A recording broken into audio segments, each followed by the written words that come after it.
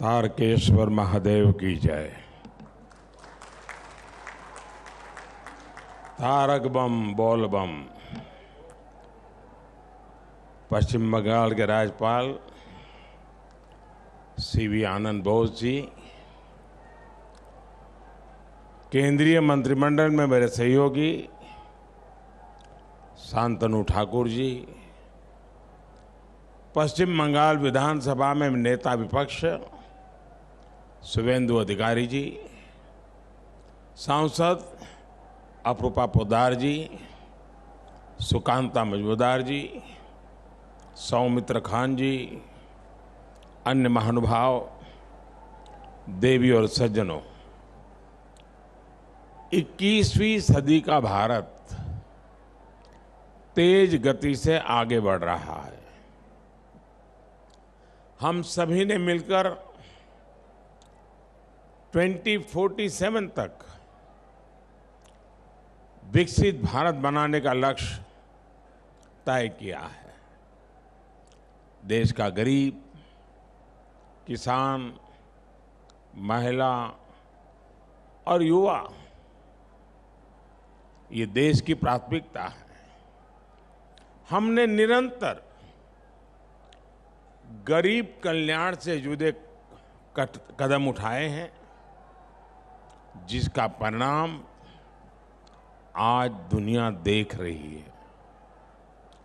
बीते 10 वर्षों में देश के 25 करोड़ लोग गरीबी से बाहर निकले हैं। ये दिखाता है कि हमारी सरकार की दिशा सही है, नीतियां सही है, निर्णय सही है और उसका मूल कारण नीयत सही है। साथियों, आज यहां पश्चिम बंगाल के विकास के लिए 7,000 करोड़ रुपए से ज्यादा के प्रोजेक्ट, उसका उद्घाटन और शिलान्यास हुआ है। इनमें रेल, पोर्ट, पेट्रोलियम और जल शक्ति से जुड़ी परियोजनाएं शामिल है। हमारा प्रयास है कि पश्चिम बंगाल में रेलवे का आधुनिकीकरण उसी रफ्तार से हो जैसे देश के दूसरे हिस्सों में हो रहा है। आज जिन परियोजनाओं का लोकार्पण हुआ है, उनमें जाड़ग्राम सलगाजरी तीसरी लाइन से रेल परिवहन और बेहतर होगा। इससे क्षेत्र के उद्योगों और पर्यटन को बढ़ावा मिलेगा। सौंडलिया, चंपापुकुर और डानकुनी भट्टनगर बाल्टीकुटी रेल रूट, इस पर दोहरीकरण भी किया गया है। इससे उस रूट पर ट्रेनों की आवाजाही बेहतर होगी। भविष्य की जरूरतों को ध्यान में रखकर श्यामा प्रसाद मुखर्जी पोर्ट और इससे जुड़ी 3 और योजनाओं का विस्तार किया जा रहा है।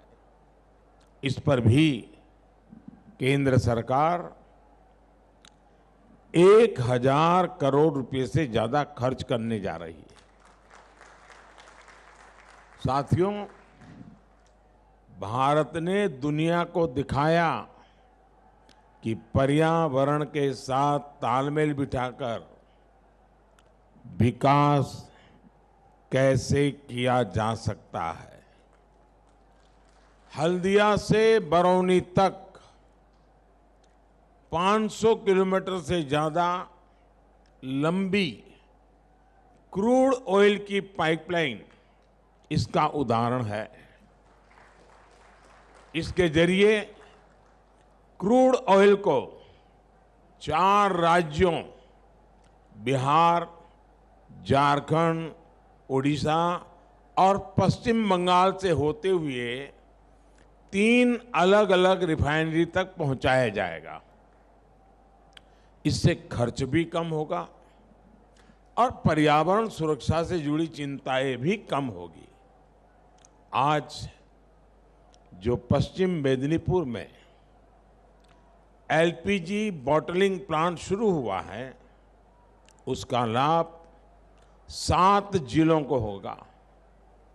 इससे यहां एलपीजी की मांग को पूरा करने में मदद मिलेगी और साथ साथ नौजवानों के लिए रोजगार के अनेक नए अवसर भी बनेंगे। आज हुगली नदी के प्रदूषण को कम करने के उद्देश्य से सीवेज ट्रीटमेंट प्लांट को भी शुरू किया जा रहा है। इसका भी फायदा हावड़ा, कमरहाटी और बारानगर के क्षेत्र में रहने वाले लाखों लोगों को होगा। साथियों, किसी भी राज्य में इंफ्रास्ट्रक्चर का एक प्रोजेक्ट शुरू होता है तो वहां के लोगों के लिए आगे बढ़ने के कई रास्ते तैयार हो जाते हैं। भारत सरकार ने इस साल पश्चिम बंगाल में रेलवे के विकास के लिए 13,000 करोड़ रुपए से ज्यादा का बजट दिया है। 13,000 करोड़।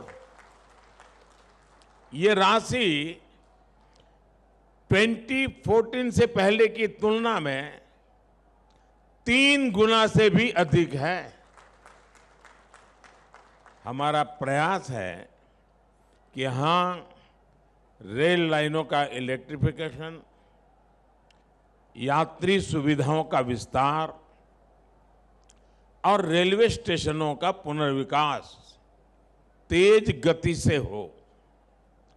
पिछले 10 वर्षों में पश्चिम बंगाल में वर्षों से रुके पड़े कई रेलवे प्रोजेक्ट पूरे हुए हैं। 10 साल में बंगाल के 3,000 किलोमीटर से ज्यादा रेलवे ट्रैक का इलेक्ट्रिफिकेशन किया गया है। अमृत भारत स्टेशन योजना के तहत पश्चिम बंगाल के करीब करीब 100 रेलवे स्टेशन, आप कल्पना कीजिए, एक साथ 100 रेलवे स्टेशन का पुनर्विकास किया जा रहा है। तारकेश्वर रेलवे स्टेशन को भी अमृत स्टेशन के रूप में विकसित किया गया है। पिछले 10 वर्षों में पश्चिम बंगाल में 150 से ज्यादा नई ट्रेन सेवाएं शुरू की गई है। 5 नई वंदे भारत एक्सप्रेस बंगाल के लोगों को रेल यात्रा का बिल्कुल नया अनुभव करा रही है। साथियों, मुझे विश्वास है कि पश्चिम बंगाल के लोगों के सहयोग से हम विकसित भारत का संकल्प भी पूरा करेंगे। एक बार फिर बंगाल के लोगों को आज की परियोजनाओं के लिए मैं बहुत बहुत बधाई देता हूं। ये सरकारी कार्यक्रम अब यहां समाप्त होगा और मैं 10 मिनट के भीतर भीतर खुले मैदान में जा रहा हूं।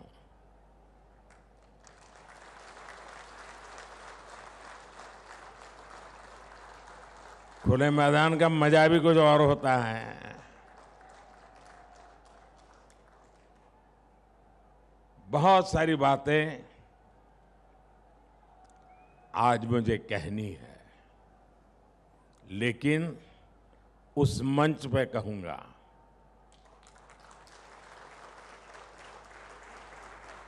लेकिन विकास की इन सारी योजनाओं के लिए आपको बहुत बहुत धन्यवाद देता हूं और बाहर बहुत लोग इंतजार कर रहे हैं।